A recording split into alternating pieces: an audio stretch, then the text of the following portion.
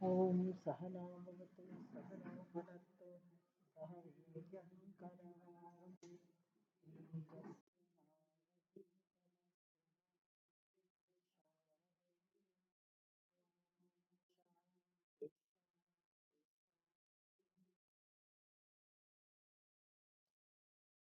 गुरुर्ब्रह्मा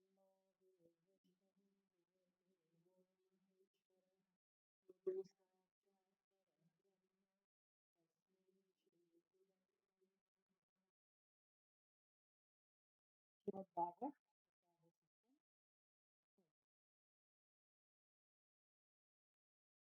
આપણે કેમ છે ને હિન્દી લે હિન્દી હિન્દી एकादश श्री कृष्ण और उद्धव के श्री शुक अथ ब्रह्मा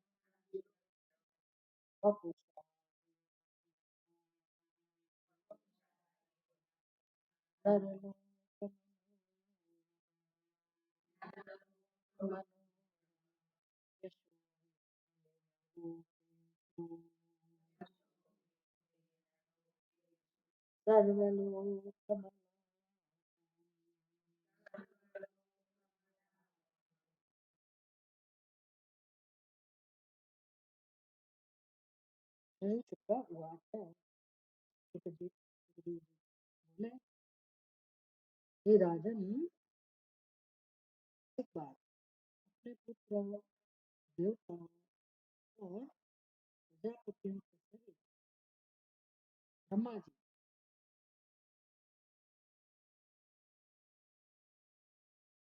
भूत से घिरे हुए भूतनाथ मरुदगण के सहित देवराज इंद्र 12 आदित्य 8 वसु अश्विनी कुमार भृगु विभवा भृगु अंगिरा रुद्र विश्वदेवा साध्यगण देवगण गंधर्व नाग सिद्ध नारायण यज्ञ ऋषिगण पितृगण विद्यागण किन्नर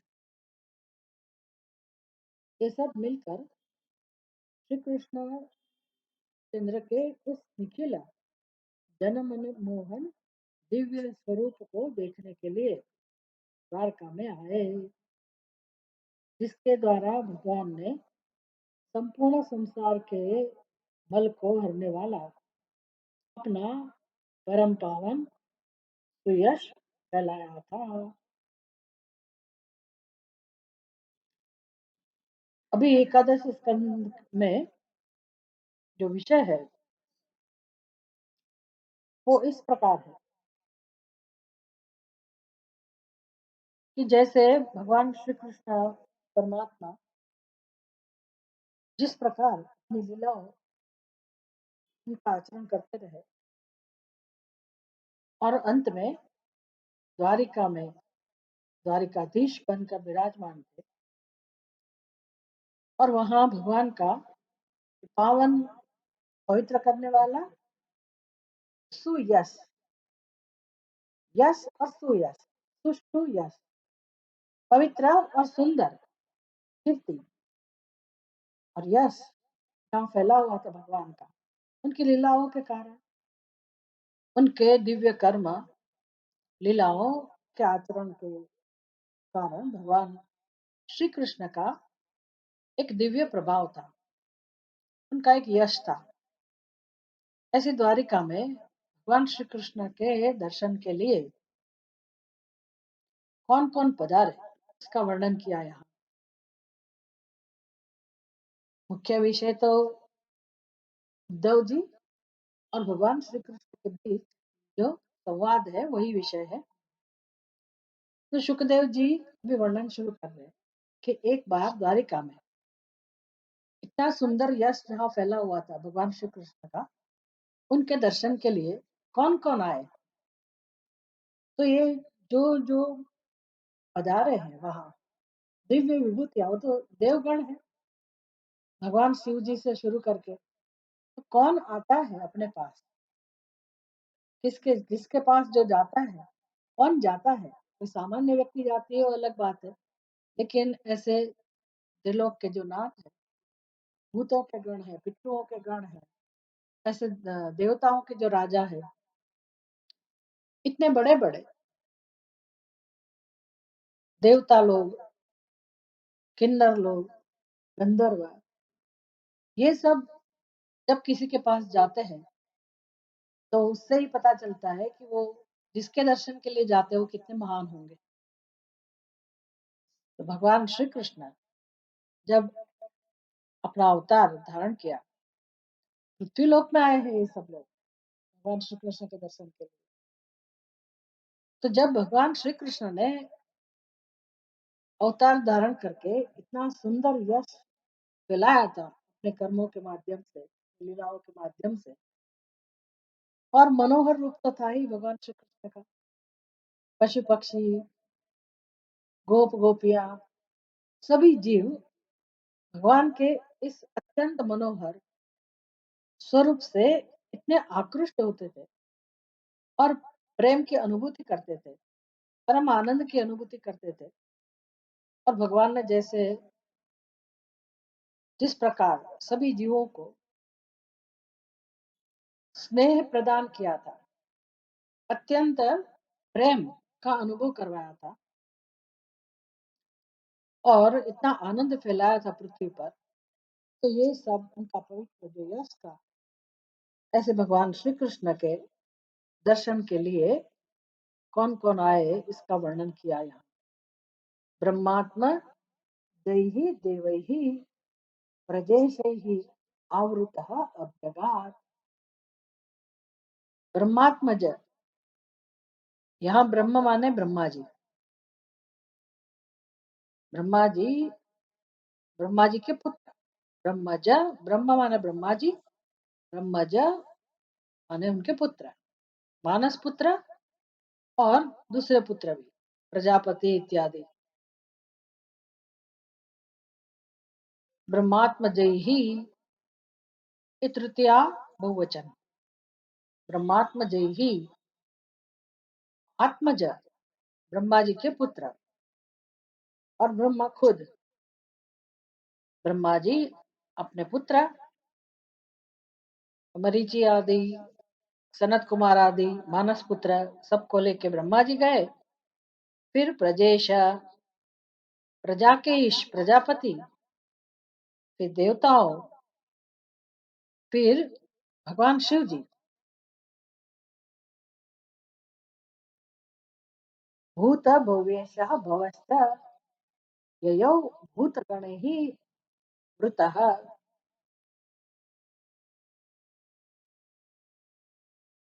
भवः भूत भव्येशः। भगवान शिव जी का वर्णन है।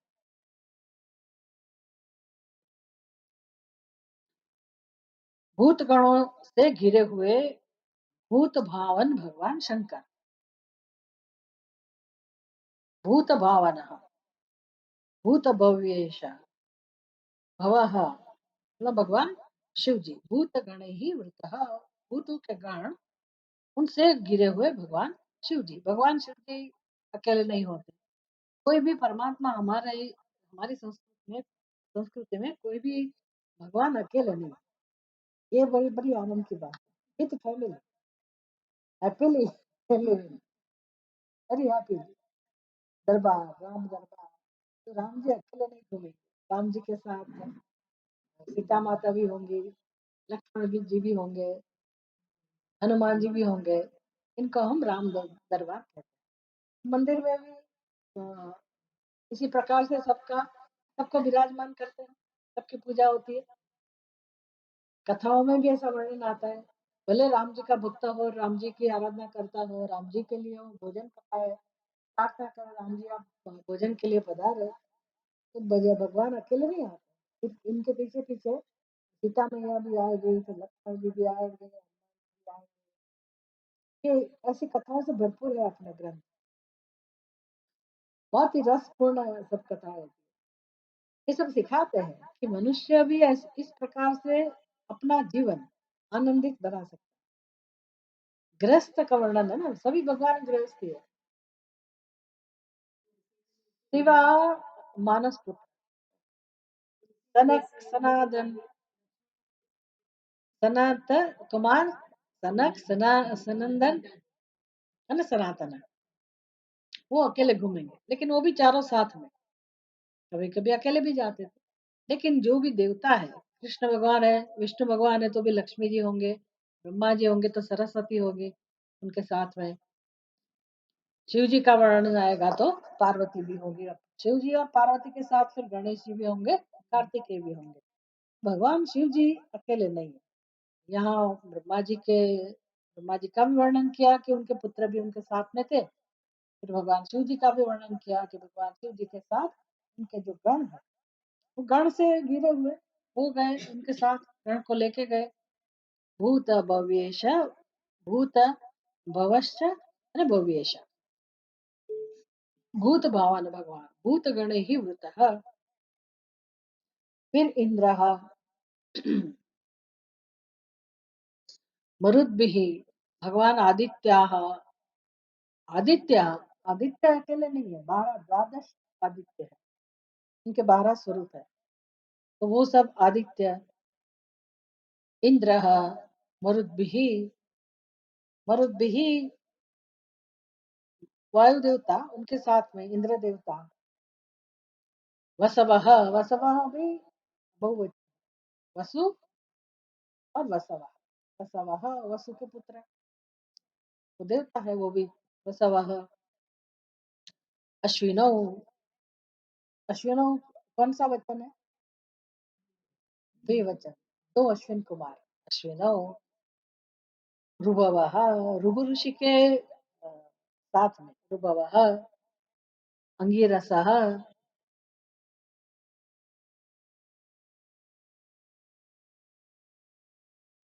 वसु भी 8 है, आठों वसु, रुभु, अंगिरा। और उनको मानार्थ बहुवचन रुभवः। पितरैश्चैव, पितरों के साथ में।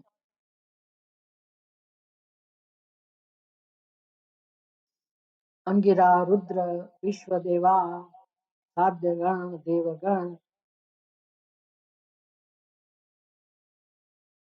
विद्याधर किन्नराः, किन्नर,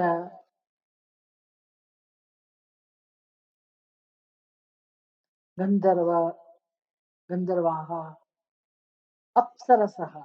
अप्सरसः माने अप्सराएं।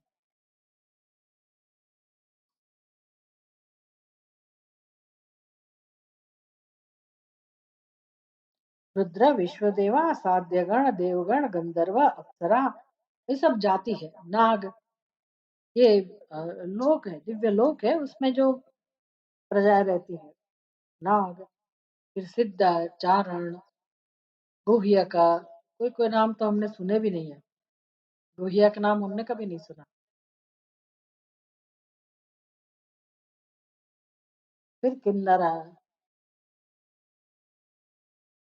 चारण, गुह्यक, ऋषिगण, पितृगण, विद्याधर और किन्नर, सब जितने भी देवलोक में, स्वर्ग में, जहाँ भी उत्तम स्थान में जो जो ऐसे दिव्य लोग रहते थे, ये सब मिलकर भगवान श्री कृष्ण उनका अत्यंत मनोहर स्वरूप का दर्शन करने के लिए द्वारका में पधारे। द्वारका नगरी का भी वर्णन हो गया इसमें कि द्वारका नगरी में भगवान श्री कृष्ण का यश फैला हुआ, तो नगरी भी दिव्य हो गई। प्रभाव है उधर भगवान श्री कृष्ण का। वैसे भी वो तो स्वर्ण की बनी हुई नगरी थी, उसका बाहरी सौंदर्य तो था ही, लेकिन भगवान श्री कृष्ण विराजमान थे, इसके कारण द्वारका नगरी अत्यंत शुभ, शोभायमान, दर्शनीय थी और पवित्र भी थी, दिखने में भी सुंदर और पवित्र भी। और ऐसी नगरी में, नगरी भी देखने लायक, दर्शनीय, और भगवान श्री कृष्ण की तो बात ही क्या है, वो तो दर्शनीय थे ही, पूजनीय भी थे। तो ऐसे भगवान श्री कृष्ण जो मनोहर रूप जिन्होंने धारण किया है, इस भगवान के दर्शन के लिए ये सभी लोग वहां पधारे हैं।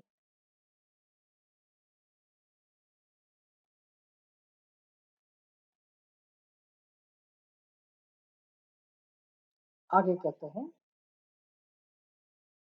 5 तस्यां विभ्राजमानायां समृद्धायां महद्भिः व्यचक्षता वितृप्ताश्चाः कृष्णमद्भुतदर्शनम् स्वर्गोद्यानोपगैर्माल्यैः माल्यैश्चादयन्तो यदुत्तमम् गीभिर्चित्रपदार्थाभिः तुष्टुवो जगदीश्वरम्। तस्यां विभ्राजमानायां समृद्धायां महरुद्भिः व्यचक्षता वितृप्ताक्षाः कृष्णम अद्भुतम दर्शनम। ये सब के सब ब्रह्मा जी के पुत्रों से लेकर, जिसका भी वर्णन हमने किया, पितृगण, साध्य, विद्याधर, किन्नर, नाग, अप्सरा, सबके सब, शिव जी के गण, शिव जी, उन्होंने क्या देखा वहां? तस्यां विभ्राजमानायां समृद्धायां महरुद्धिभिः, समृद्धायां महद्रुद्धिभिः, महद्रुद्धिभिः बड़ी बड़ी समृद्धि, सिद्धि, महती समृद्धि से संपन्न, अत्यंत शोभायमान, देदीप्यमान द्वारकापुरी में विराजमान। तस्याम, सेवंथ प्लेस, सातवीं व्यक्ति, सातवीं व्यक्ति एक वचन। सातवीं व्यक्ति का मतलब क्या है? अभी सत्संग चल रहा है, कहाँ चल रहा है?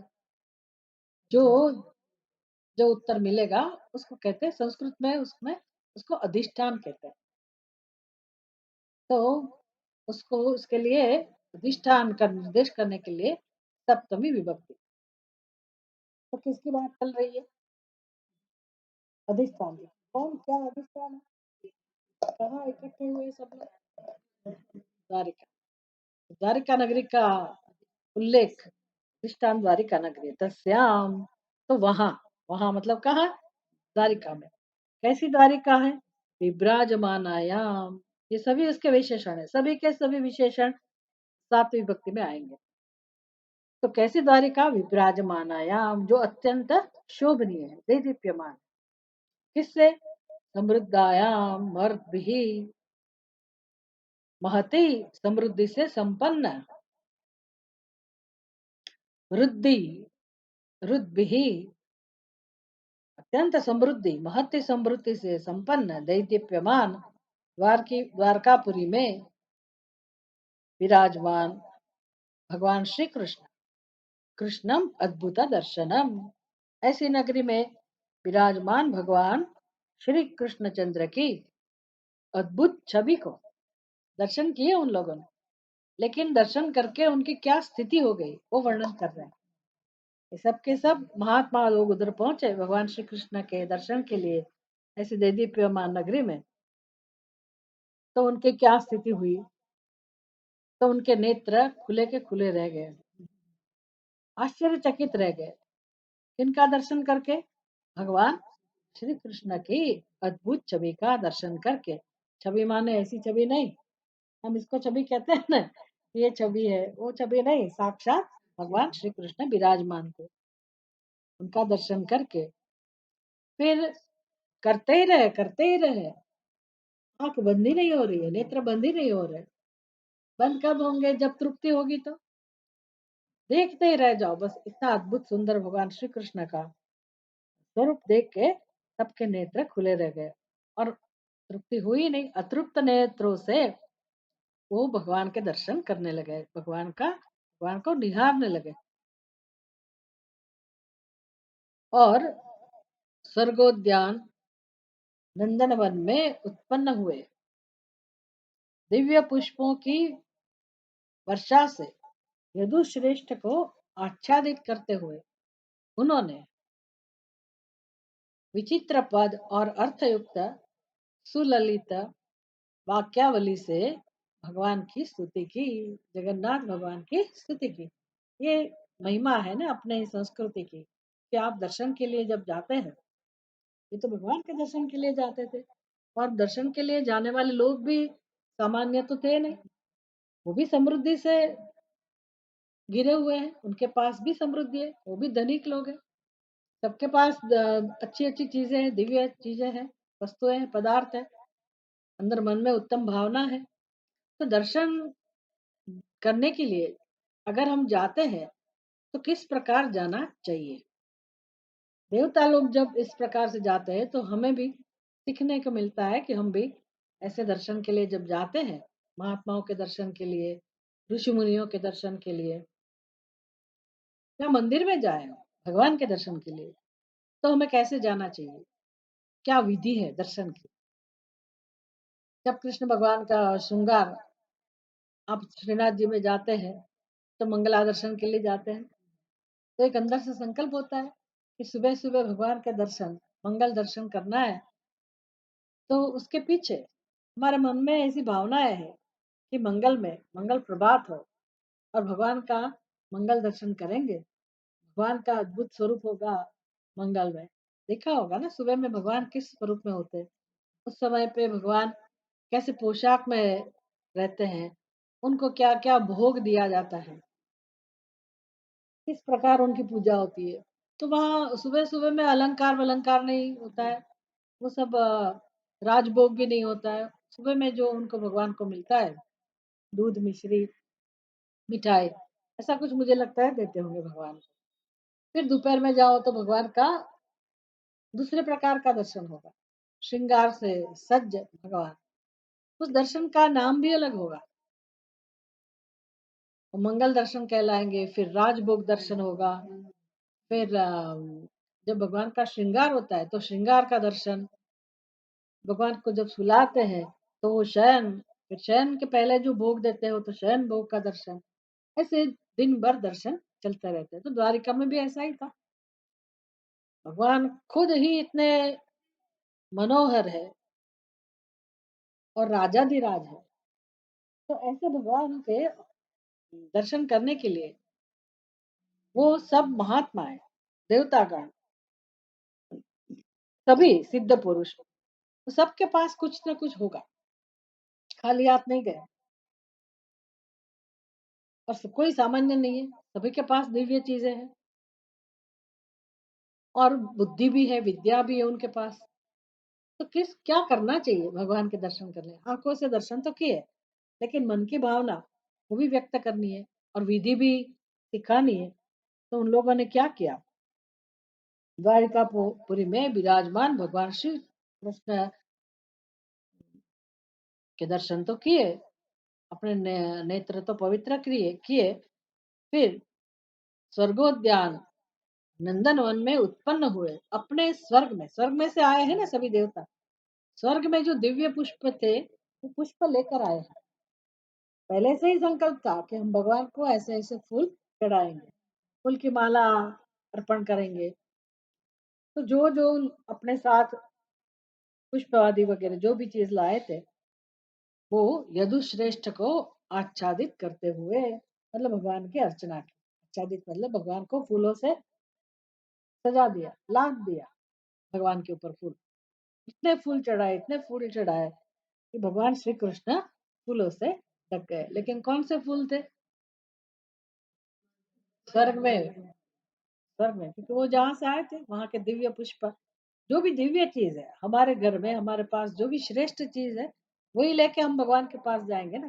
भगवान को अर्पण करना है, वस्त्र अर्पण करना है, तो हम ऐसा फालतू वस्त्र लेके भगवान को नहीं देंगे। अच्छे से अच्छा वस्त्र, अच्छे से अच्छा अलंकार, कभी इसका उपयोग ना किया हो, नया ताजा भोजन भी, कोई फल भी, ऐसे हम पसंद करके अच्छे से अच्छा स्वादिष्ट फल, स्वादिष्ट भोजन, नया वस्त्र, नया अलंकार और अपने मन में पवित्र भावना, ये सब लेके वो लोग भगवान श्री कृष्ण के दर्शन के लिए गए और पुष्पों से भगवान की अर्चना की। पुष्पों की वर्षा, अर्चना नहीं, भगवान के ऊपर पुष्पों की वर्षा ऐसे करते हैं ना। इतने सारे पुष्प होंगे तो लेके हम तो एक एक फूल चढ़ाएंगे, लेकिन वो तो इतने सारे पुष्प यदि वर्षा की भगवान के ऊपर। यदुश्रेष्ठ माने कौन? भगवान श्री कृष्ण, यादवों में जो श्रेष्ठ है, यदुश्रेष्ठ भगवान को फूलों से ढक दिया। फिर क्या किया उन्होंने? विचित्र पद, विचित्र पद मतलब विचित्र, हमारी जो भाषा में विचित्र है वो अर्थ नहीं, विचित्र मतलब अत्यंत सुंदर। ऐसे ऐसी कविता है, ऐसी स्तुति, ऐसे श्लोक जो अद्भुत, जिसका अर्थ होता है विचित्र पद और अर्थ युक्त, जिसका अर्थ भी विशेष हो, अर्थपूर्ण और ललिता, सुललिता वाक्यावली, जिसमें जैसे हम मधुरास बोलते हैं, तो सभी पंक्तियां कितनी मधुर है, उसका अर्थ भी है ना। वदनम मधुरम, नयनम मधुरम, हसितम मधुरम, मधुराधिपते अखिलम मधुरम। तो पूरा वर्णन है भगवान श्री कृष्ण की कितनी मधुरता है, सभी भगवान के सभी सभी अंगों में, सभी अवयवों में, सभी उनकी चेष्टाओं में कितनी मधुरता है, ये सबका वर्णन। मधुराधिपते, मधुराधिपते है अखिलम मधुर। तो मधुराधिपति, अधिपति, अधिपति मतलब स्वामी, मधुराधिपति मधुरता के स्वामी कौन है? भगवान श्री कृष्ण। मधुराधिपते है, उनका सिक्स फेस, छठी व्यक्ति एक वचन, मधुराधिपते है भगवान श्री कृष्ण के अखिलम मधुरा, मधुराधिपते अखिलम मधुरा, उनका सब कुछ मधुर है। उनका बोलना, चालना, उठना, बैठना, हंसना, खाना पीना, देखना, उनकी आंखें, उनके चरण। तो ये इतने सुंदर शब्दों से भगवान की स्तुति, हम हमारी जितनी कैपेसिटी है, हमारी क्षमता है, इससे हम भगवान की स्तुति करते हैं। देवता लोग तो यहाँ पर विद्याधर भी है, बुद्धिमान लोग भी है, गंधर्व किन्नर भी है। उनका तो अ, संगीत का ज्ञान भी इस प्रकार का है। वो तो गान भी आता है, संगीत का भी ज्ञान है। अच्छे से अच्छा गाते हैं। जैसे हवेली संगीत में कितनी बढ़िया भजन गाते हैं भगवान श्री कृष्ण। कैसे प्रेम से उनको वन बेचते हैं, फिर उनको खिलाते हैं, उनको सुलाते हैं। बहुत बढ़िया तरीके से भजन सुनाते हैं हवेली संगीत। वहां जाके आप ऐसा नहीं कह सकते कि मैं दीनहीन, तू ऐसे दाता। वो सब मेरी कहानी कुछ नहीं कहनी है। मैं ऐसा निकम्मा हूँ, मैं गरीब हूँ, मैं दुखी हूँ, वो सब नहीं बोलना होता है भगवान श्री कृष्ण के पास। वो आप कहीं दूसरी जगह जा के बोलो तो ठीक है, भगवान मेरी स्थिति ऐसी है, आप तो कृपालु है, मैं तो दीन हूँ, मेरे पर कृपा करिए। वो सब नहीं बोलना होता, वहाँ केवल भगवान की उनकी लीला है कि आपने क्या क्या किया, मेरे बारे में कुछ नहीं। श्री कृष्ण का श्री कृष्ण भगवान बाल स्वरूप खास करके उधर जाके भगवान की जो मनोहरता है, उनकी जो दिव्यता है, मधुरता है, उनका ही वर्णन किया जाता है। तो देवताओं ने भी बड़े बड़े प्रेम से अच्छे अपने संगीत के ज्ञान से भगवान की सुंदर स्तुति की। वो स्तुति अभी शुरू होती है। देवाऊचुः नतास्मते नाथ पदारविन्दम् बुद्धीन्द्रिय प्राण मनोवचोभिः यच्चिन्त्यतेऽन्तर्हृदि भावयुक्तैः मुमुक्षुभिर्कर्ममयोरुपाशात्। देवता स्तुति शुरू करते हैं। देवा ऊचुः, देवाः ऊचुः, देवताओं ने शुरू की भगवान की स्तुति। नतास्मते नाथ पदारविंदम बुद्धिन्द्रिय प्राण मनोवचोभिः। देवता देवता कहते हैं, देवगण बोले हे नाथ, यच्चिन्त्यते अंतर्हृदि भावयुक्त ही मुमुक्षुर्भिः कर्ममयोरुपाशात्। कर्ममय विकट बंधन से, कर्ममय उपाशात, कर्ममयो रूपाशात, पाश, कर्ममय रूप पाशात, पाशात पांचवी विभक्ति एक वचन। पाश में से, पहले हमें पता होना चाहिए कि पाश क्या होता है। पाश किसको कहते हैं? जिससे पशु को बांध दिया जाता है, पाश। रस्सी, पशु को बांधने की रस्सी। पशु के गले में रस्सी डाल देते हैं ना, पशु बेचारा बच जाता है, तो उसको गले में जो पास है उसको कहते हैं पास। हमारे गले में कौन सा पास है?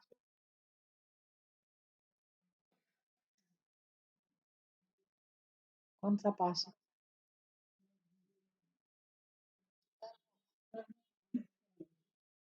कर्मों का पास, कर्म फल का, है ना? कौन सा पास है? जन्म, जन्म पास है। फिर जन्म के बाद जो भी है सब बंधन। हम भी बंधे हुए, बंधे हुए।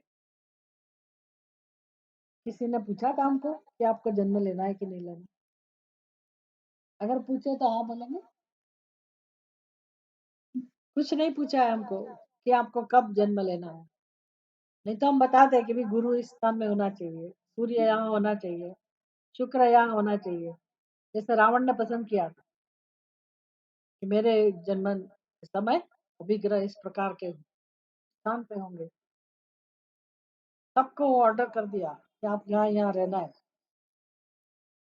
फिर शनि महाराज ने उसी वक्त ऐसे पैर अपना फैलाया, तो बेचारा संकट में आ गया। कोई भी उससे मुक्त नहीं है। हमें जन्मना ही पड़ता है।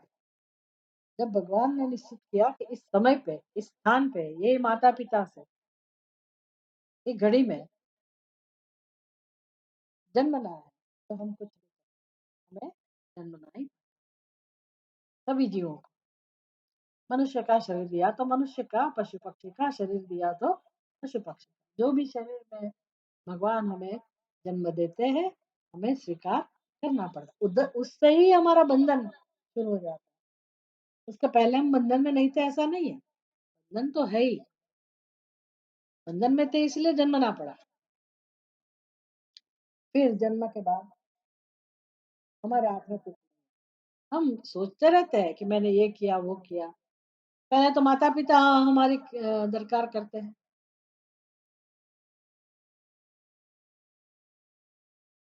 हमारा पालन पोषण करते हैं। तब हम ज्यादा ये नहीं होता है कि हम ये करेंगे, तब भोग बुद्धि रहती है, मुझे ये चाहिए वो चाहिए, तो माता पिता लाके देते हैं। और कभी नहीं भी मिलता है, बचपन में भी काफी कुछ सहन करना पड़ता होता है, तो वो भी पाश, उधर भी परवशता है, असहायता है। जब बड़े हो जाते हैं, समझने लगते हैं, तब भी हम जो कुछ करना चाहते हैं, हम सब कुछ नहीं कर सकते। मानते रहते हैं मैंने ये किया, मैंने वो किया, मैं ये करूंगा, ये करूंगी, ये किया, इतना किया मैंने अपने जीवन में, इतना कमाया, ये सब घर बनाया, परिवार इतना मेरा है, ये सब मैंने किया। वो अपने कथाएं चालू रहती है, लेकिन संचालन कौन करता है? वही परमात्मा।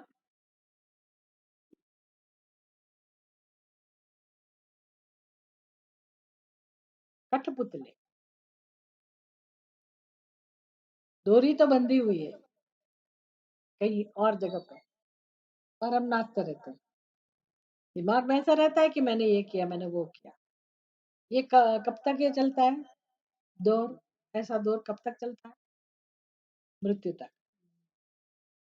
वैसे मृत्यु तक भी नहीं बोलना चाहिए, ये मृत्यु के बाद भी चलता ही रहता है। हम, हमारे गले में पाश है ही। पाश का कारण क्या है? कर्म। इसलिए कहा कर्ममय रूप पाशात। कर्ममय विकट बंधन से छूटने के लिए भी ऐसा है ना कि पाश है ये भी किसी को पता नहीं। बहुत कम लोग ऐसा समझ पाते हैं अपने जीवन में कि सभी जीव बद्ध है। बहुत कम लोग ऐसा समझ पाते। वैसे समझ है कि हम माया से बंधे हुए हैं, अज्ञान से बंधे हुए हैं, बस इतना ही पता है। इसमें से छूटना है, या तो इसमें से छूटने की इच्छा नहीं होती। कहाँ होती है? होती है छूटने की इच्छा। मस्त है, रोते रहते हैं कि मेरे जीवन में ये दुख है वो दुख है, लेकिन भगवान इस दुख में से मुझे कैसे बाहर आना चाहिए, इस पाश से मैं कैसे मुक्त हूँ, इसकी इच्छा, ऐसी प्रार्थना नहीं होती। प्रार्थनाएं जितनी भी है, वो सभी प्रार्थनाएं इस पाश को मजबूत करने के लिए ही हम करते हैं। अब सोचना, मेरे बच्चे को ये मिल जाए, मेरे बच्चे को वो मिल जाए, मेरा ये काम हो जाए, मेरी ये इच्छा पूर्ण हो जाए, प्रार्थना करते हैं। और भगवान अपनी प्रार्थना सुनते भी है, लेकिन उसका परिणाम क्या आता है? पाश में से मुक्त होते हैं कि पाश में फंसे रहते हैं?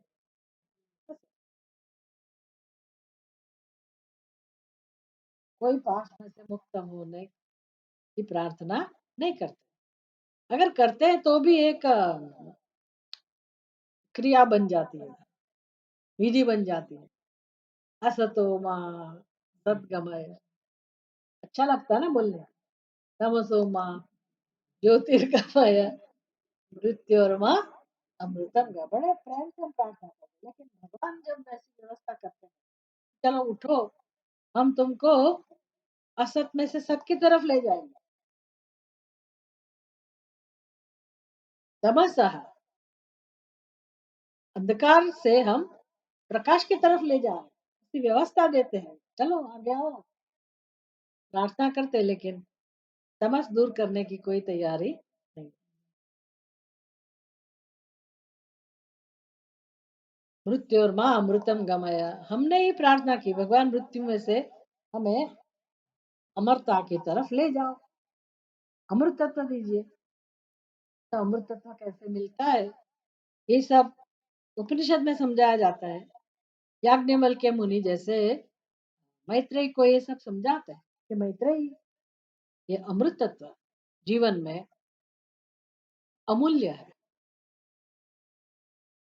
इसकी कोई कीमत नहीं दे सकता है।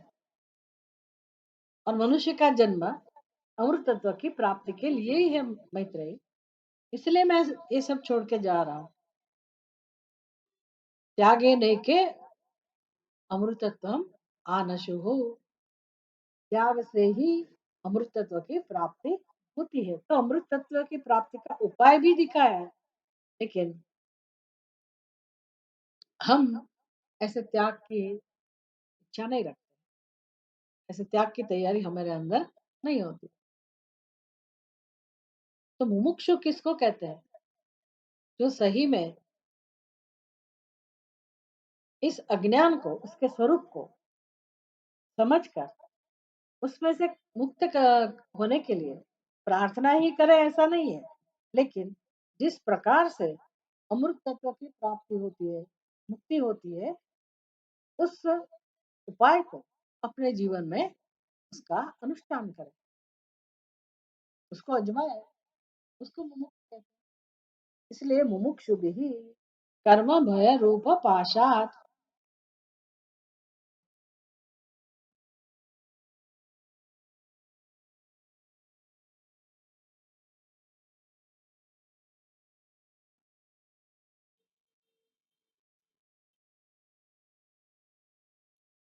कर्ममय विकट बंधन से छूटने के लिए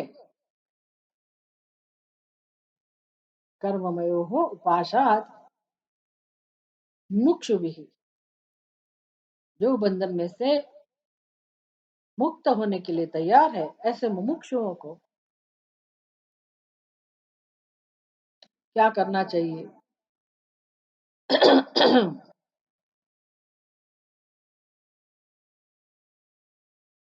भावयुक्त ही, भावपूर्ण मुमुक्षु भी, ये सब मुमुक्षु का विशेषण है। तृतीया बहुवचन, ये अगर आप इनका अर्थ, संस्कृत का अर्थ समझने का प्रयत्न करते हैं तो पहले हमें देखना चाहिए कि विशेषण और विशेष्य, उसकी विभक्ति क्या है, कहाँ उसका स्थान है। तो कर्ममय और उपासना मुमुक्षु भी, कर्म बंधन में से मुक्ति पाने के लिए, सबके लिए है, लेकिन जिसको रस है उसको कहते हैं मुमुक्षु। कैसे मुक्ति मिल सकती है, भाव युक्त ही मुमुक्षु भी, भाव युक्त ही, तो उसमें भक्त बनना पड़ेगा। केवल मात्र शब्दों से काम नहीं चलेगा कि मैं मुमुक्षु हूँ, मुझे अज्ञान में से मुक्त होना है।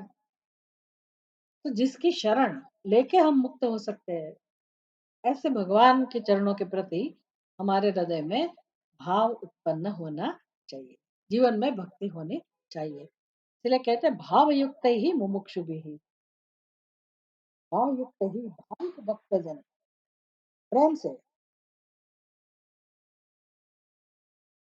एक तो मोक्ष की इच्छा होनी चाहिए, दूसरा भगवान के प्रति समर्पण भावना, भक्ति। तो ऐसे मुमुक्षुओं को क्या करना चाहिए, यच्चिंत्यते अंतर्हृदि,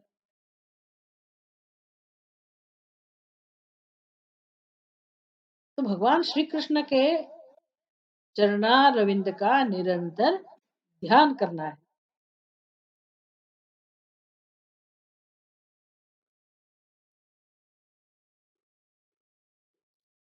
मुमुक्षु लोग बंधन में से मुक्त होने के लिए भगवान का, भगवान के चरण कमल का पूर्ण भक्ति से ध्यान करते रहते हैं, नित्य ध्यान करते रहते हैं, निरंतर ध्यान करते रहते हैं। ऐसे भगवान श्री कृष्ण, कितनी सारी बातें समझाई जाती हैं इसमें। भगवान श्री कृष्ण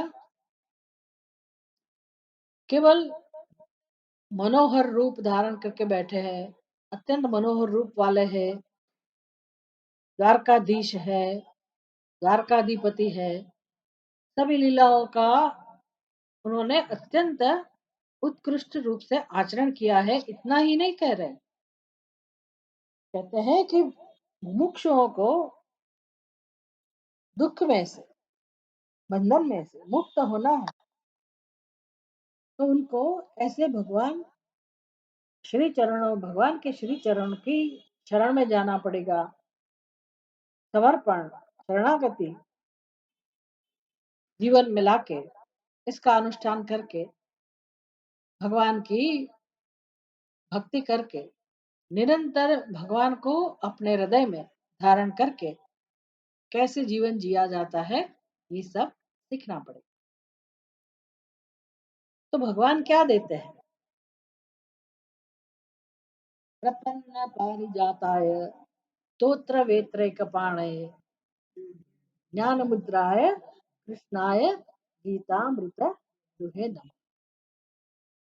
वहां भगवान का एक विशेषण कहा गया, गीतामृत दुहे नमः, गीतामृत का दोहन करने वाले भगवान श्री कृष्ण को नमस्कार। लेकिन दूसरा कौन सा विशेषण है? प्रपन्न पारिजात। पारिजात, पारिजात तो वृक्ष का नाम है। कौन से वृक्ष का नाम है? इसको कल्प वृक्ष कहते हैं, स्वर्ग में से आया। कल्प वृक्ष का अर्थ क्या होता है? वो वृक्ष के नीचे बैठ के आप जिसकी प्रार्थना करते हैं, जिसकी कामना करते हैं, वो कामना पूर्ण होती है। इसको वो कल्प वृक्ष कहते हैं। लेकिन हमें जाना पड़ेगा, वृक्ष के नीचे बैठना पड़ेगा, प्रार्थना करनी पड़ेगी। भगवान श्री कृष्ण कल्प वृक्ष है, पारिजात समान है। लेकिन किसके लिए? ऐसे तो सभी जीवों के लिए, लेकिन फिर भी प्रपन्न पारिजात, जिन्होंने उनकी शरण ली है, जो भगवान की शरण में जाते हैं, प्रेम से भगवान की शरण में जाते हैं। एक बार नहीं, हमें सब सीखना पड़ेगा कि भगवान की शरण में जाने का मतलब क्या है। हम बोलते रहते हैं श्री कृष्ण शरणम मम, श्री कृष्ण शरणम मम। भगवान कृष्ण हमारी शरण है, हम उनकी शरण में है, वही हमारी शरण है। हम भगवान के दर्शन के लिए जाते हैं, भगवान को भी कहते हैं तेरा तुझको अर्पण क्या लागे मेरा। सब ऐसा बोलते हैं, भगवान जो भी है मेरे पास वो आपका ही प्रसाद। सब हम बोलते हैं जरूर, लेकिन सही अर्थ में शरणागति किसको बोलते हैं? जहां हम अपना अहंकार, अपना राग द्वेष, जो भी आसुरी संपत्ति है, वो सभी हम पूरे जीवन में भगवान श्री कृष्ण के चरणों में हम न्योछावर करते आगे बढ़े। सारी जिंदगी ये कार्यक्रम चलेगा। ये कोई एक विधि नहीं है, कोई एक सोच नहीं है, ये कोई कर्म नहीं है। ये सारी जिंदगी इस समझ को पहले तो हम समझे, फिर उसका आचरण करें।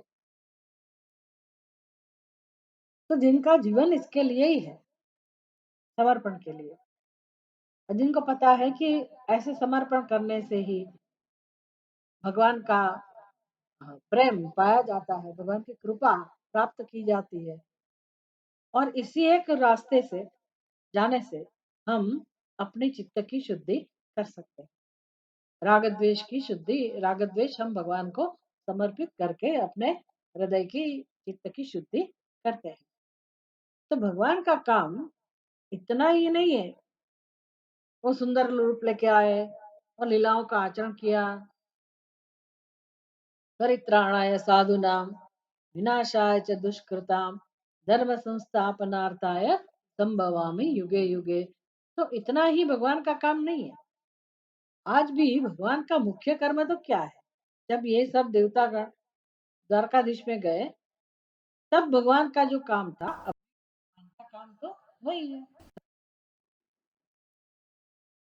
तो ऐसे भगवान श्री कृष्ण जिनके जिनका ध्यान ये मुमुक्षु करते रहते हैं, जिनकी उपासना मुमुक्षु करते हैं, कितने भावयुक्त बनकर भजन करके परमात्मा की परमात्मा की शरणागति प्राप्त करते हैं, ऐसे भगवान श्री कृष्ण को हम प्रणाम करते हैं। कौन ऐसा कहता है? देवता। देवा ऊंचो, देवता स्तुति करते हैं ना, नता स्मते नाथ पदारविंदम। हे भगवान, आपके चरणों में हम नमस्कार करते हैं। कैसे भगवान, उसका विशेषण किया गया। पहले तो कहा है हम आपको नमस्कार करते हैं, बुद्धि इंद्रिय प्राण मनो वचो भी, मात्र हाथ से नहीं, बुद्धि बुद्धि से भी हम, ज्ञान से समझ से हम भगवान आपको प्रणाम करते हैं। इंद्रिय, इंद्रियों से कर्म होता है, ज्ञान इंद्रिय कर्म इंद्रिय, उससे कैसे भगवान का अनुसंधान किया जाता है, भगवान की सेवा की जाती है।